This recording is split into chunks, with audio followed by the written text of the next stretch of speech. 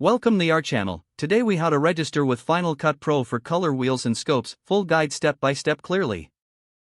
To register Final Cut Pro for color wheels and scopes, first, open Final Cut Pro on your Mac. Next, navigate to the Final Cut Pro menu in the top left corner of your screen. Select Preferences from the drop-down menu. In the Preferences window, click on the Playback tab.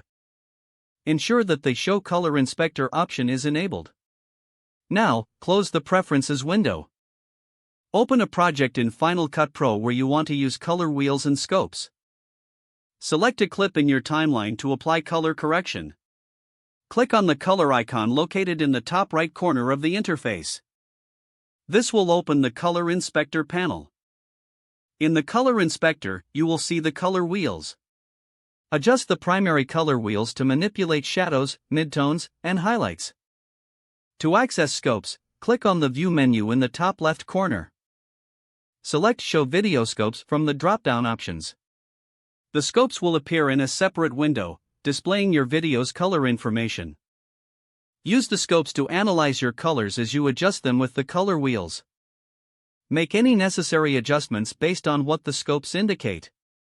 Continue refining your color correction until you achieve the desired look.